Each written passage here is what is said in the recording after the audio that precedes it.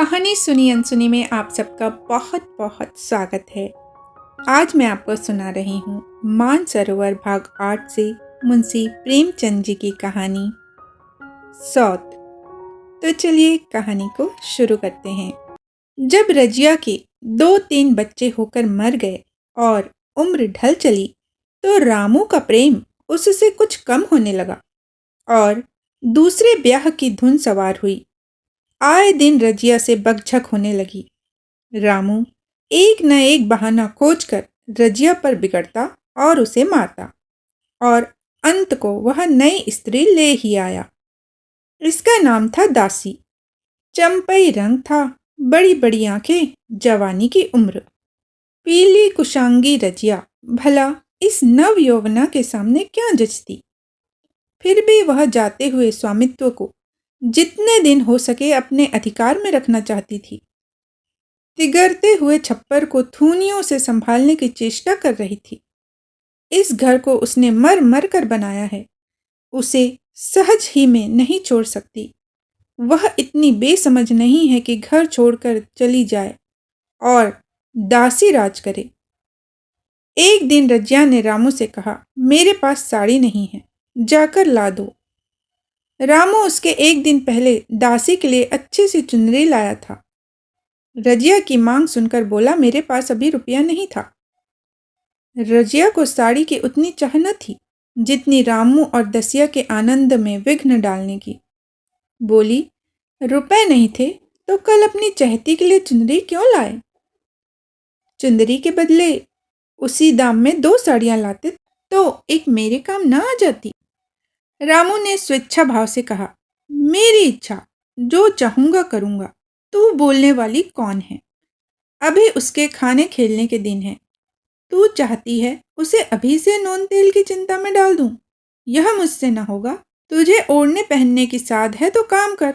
भगवान ने क्या हाथ पैर नहीं दिए? पहले तो घड़ी रात उठकर काम धंधे में लग जाती थी, अब उसकी डाह में पहर दिन तक पड़ी रहती है।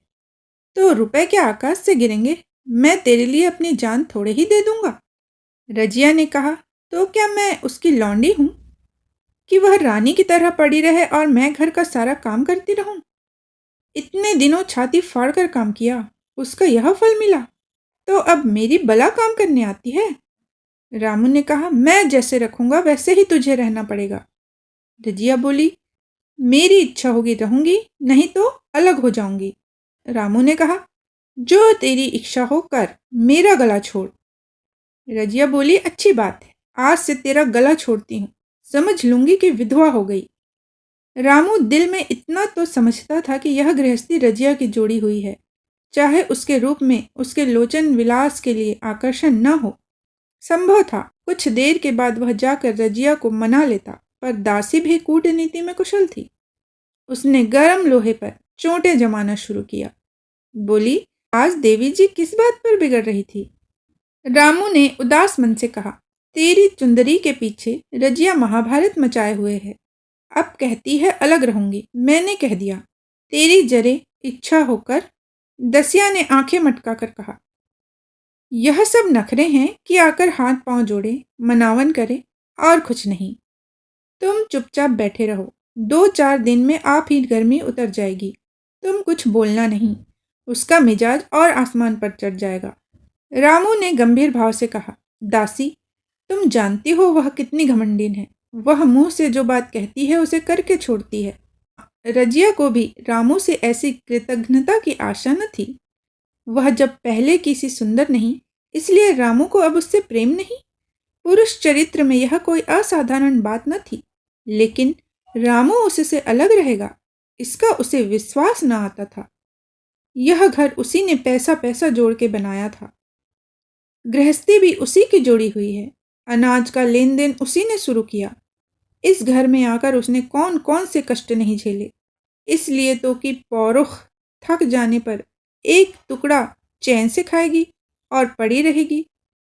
और आज वह इतनी निर्दयता से दूध की मक्खी की तरह निकाल कर फेंक दी गई। रामू ने इतना भी नहीं कहा, तू अलग नहीं रह पाएगी। मैं या खुद मर जाऊंगा या तुझे मार डालूंगा, पर तुझे अलग न होने दूंगा। तुझसे मेरा ब्याह हुआ है, हंसी ठट्ठा नहीं है। तो जब रामू को उसकी परवाह नहीं है, तो वह रामू की परवाह क्यों करे? क्या सभी स्त्रियों के पुरुष बैठे होते हैं? सभी के माँ बाप बेटे पोते होते हैं?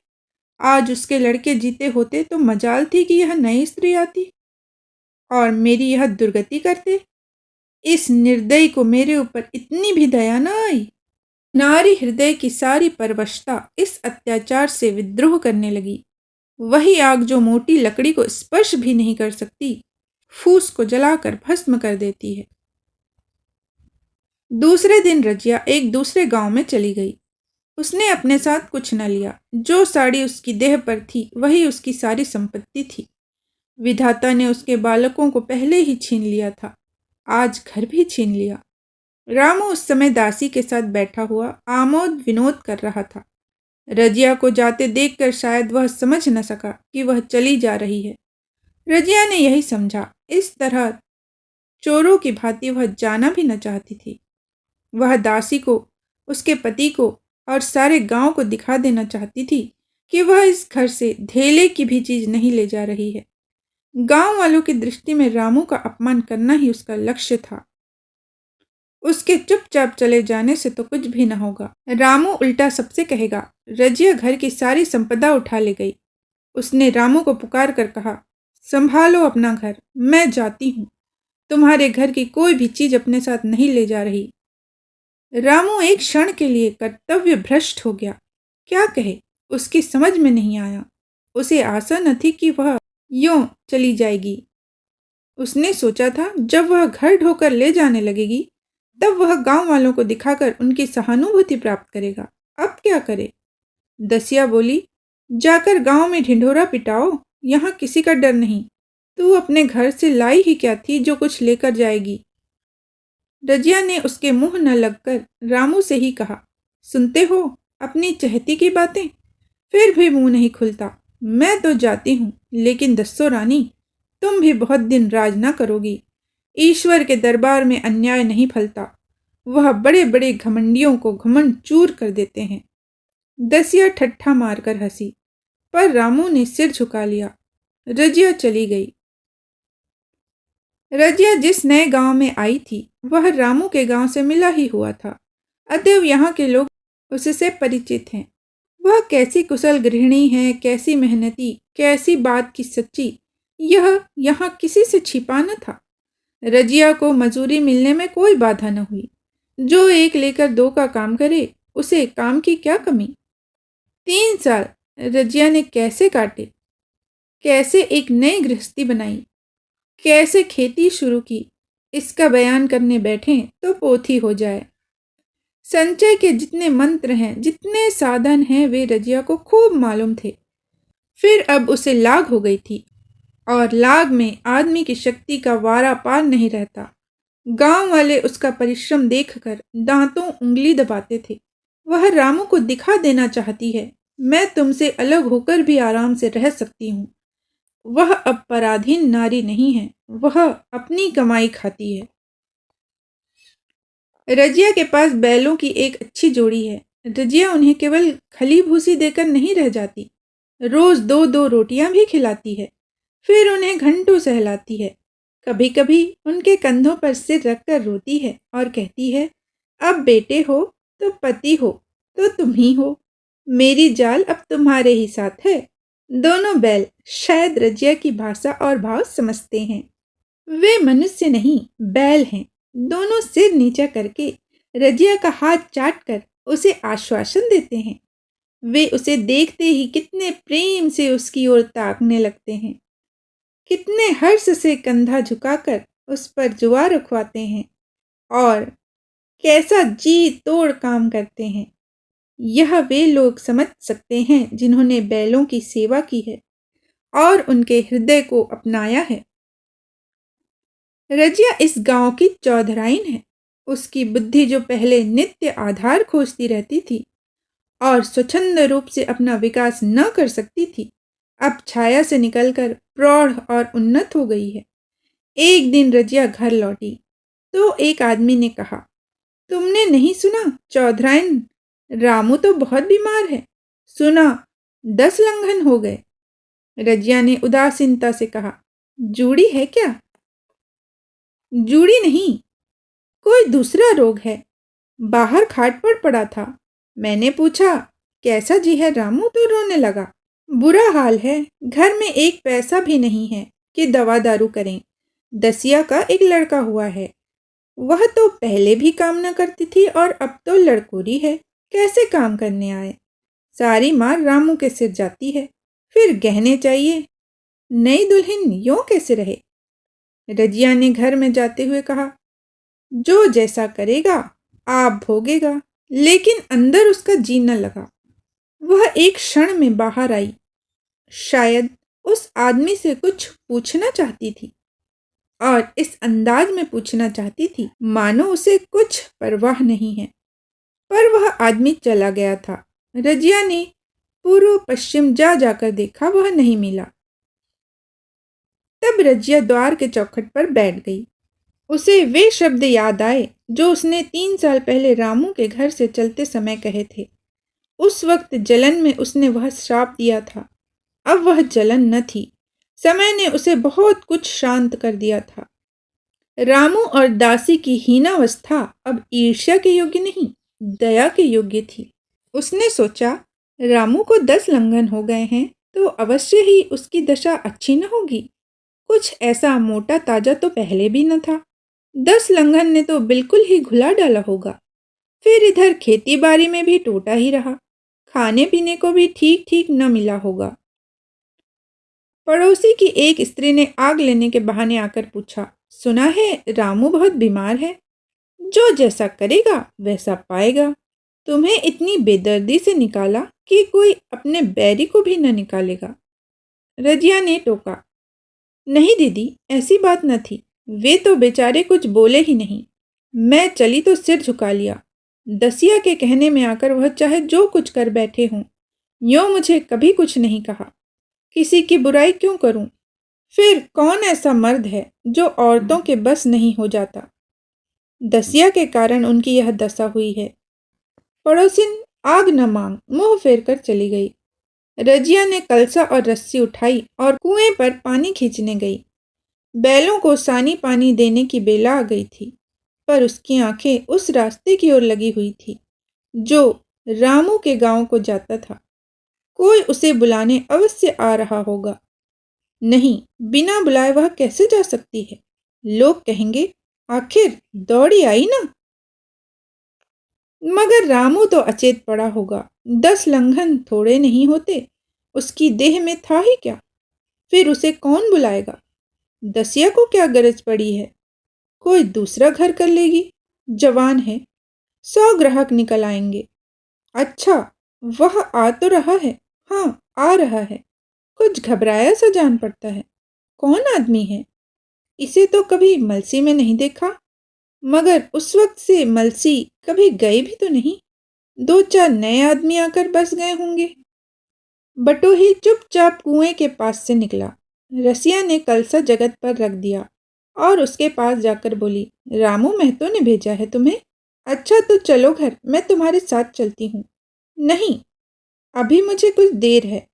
बैलों को सानी पानी देना है, दिया बत्ती करनी है। तुम्हें रुपए दे दूं?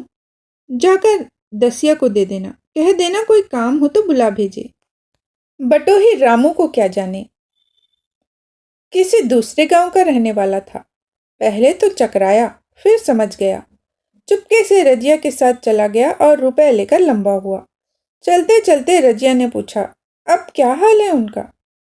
बटोही ने अटकल से कहा, अब तो कुछ संभल रहे हैं। रजिया ने पूछा, दसिया बहुत रोध हो तो नहीं रही है? रोती तो नहीं थी, बटोही ने कहा। रजिया बोली, वह क्यों रोएगी? मालूम होगा पीछे। बटोही चला गया तो रजिया ने बैलों को सानी पानी किया, पर मन रामू की ही ओर लगा हुआ था। स्नेह स्मृतियां छोटी छोटी तारिकाओं की भांति मन में उदित हो जाती थी। एक बार जब वह बीमार पड़ी थी, वह बात याद आई। 10 साल हो गए। वह कैसे रात दिन उसके सिरहाने पर बैठा रहता था, खाना पीना तक भूल गया था। उसके मन में आया, क्यों न चलकर देखी आवे। कोई क्या कहेगा? किसका मुंह है जो कुछ कहे? चोरी करने नहीं जा रही हूँ, उस आदमी के पास जा रही हूँ जिसके साथ 15-20 साल रही हूँ। दसिया नाक सिकोड़ेगी, मुझे उससे क्या मतलब। रजिया ने किवाड़ बंद किए, घर मजूर को सहेजा और रामू को देखने चली, कांपती झिझकती क्षमा का दान लिए हुए। रामू को थोड़े ही दिनों में मालूम हो गया था कि उसके घर की आत्मा निकल गई और वह चाहे कितना जोर करे, कितना ही सिर खपाए, उसमें स्फूर्ति नहीं आती थी।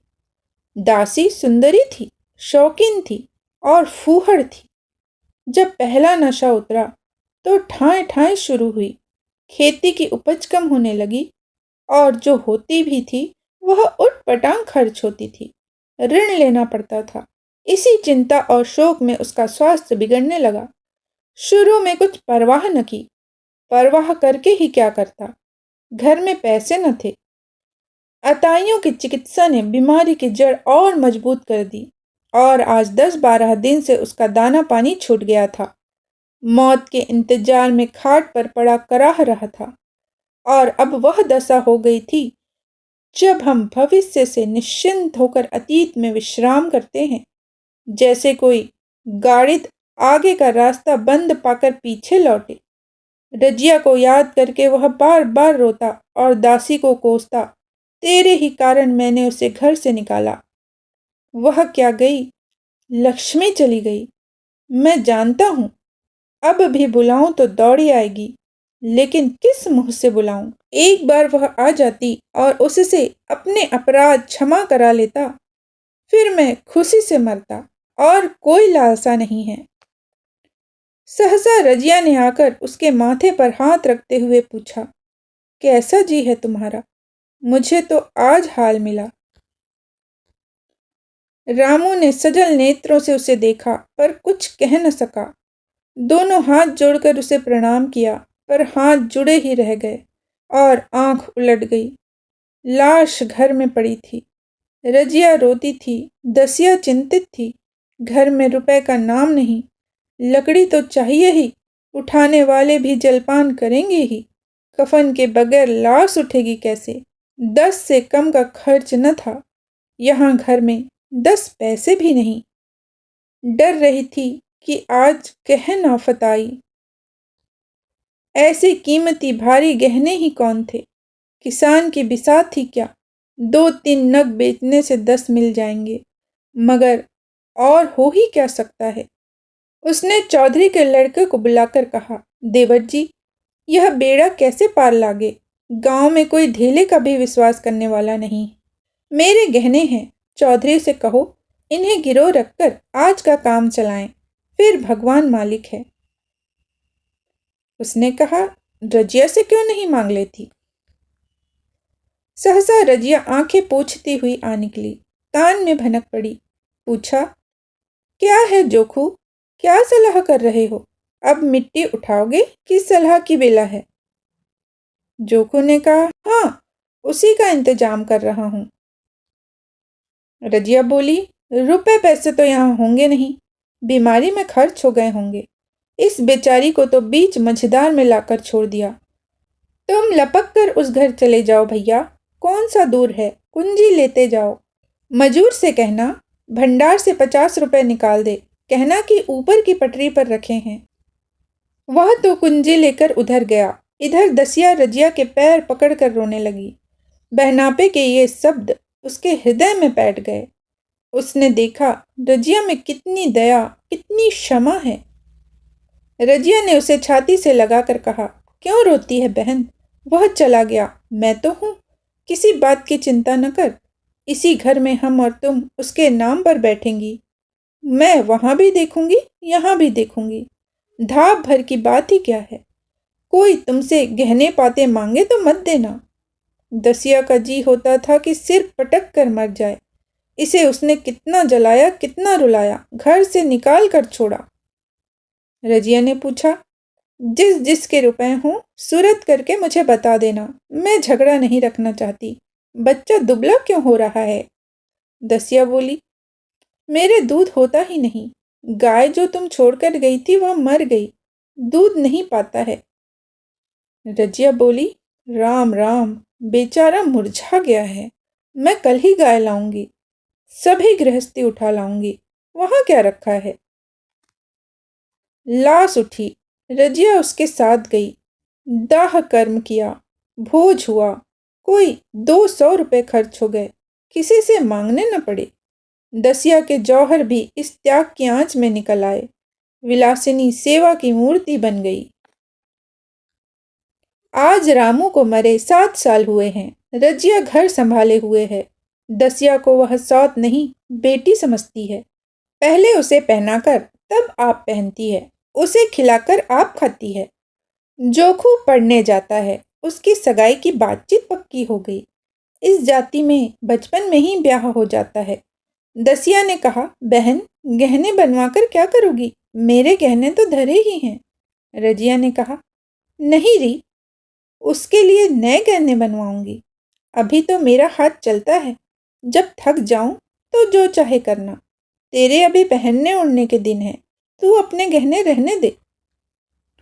नाइन ठकुर सुहाती करके बोली, आज जोखू के बाप होते तो कुछ और ही बात होती। तो रजिया ने कहा, वे नहीं हैं तो क्या हुआ, मैं तो हूं। वे जितना करते मैं उसका दुगुना करूंगी। जब मैं मर जाऊं तब कहना जोखू का बाप नहीं है। ब्याह के दिन दसिया को रोते देखकर रजिया ने कहा, बहू, तुम क्यों रोती हो? मैं तो अभी जीती हूँ, घर तुम्हारा है, जैसे चाहे रहो। मुझे एक रोटी दे दो बस। और मुझे क्या करना है? मेरा आदमी मर गया, तुम्हारा तो अभी जीता है। दसिया ने उसकी गोद में सिर रख दिया और खूब रोई। जिज्जी, तुम मेरी माता हो, तुम न होती तो मैं किसके द्वार पर खड़ी होती? घर में तो चूहे लौटते थे, उनके राज में मुझे दुख ही दुख उठाने पड़े। सुहाग का सुख तो मुझे तुम्हारे राज में मिला। मैं दुख से नहीं रोती, रोती हूँ भगवान की दया पर कि कहाँ मैं और कहाँ यह खुशहाली। रजिया मुस्कुराकर रो दी। अभी आप सुन रहे थे मानसरोवर भाग 8 से मुंशी प्रेमचंद जी की कहानी सौत। इसी तरह की अच्छी अच्छी कहानियाँ सुनने के लिए कहानी सुनी अनसुनी के साथ बने रहिएगा। फिर मिलते हैं एक नई कहानी के साथ। जय हिंद, जय भारत।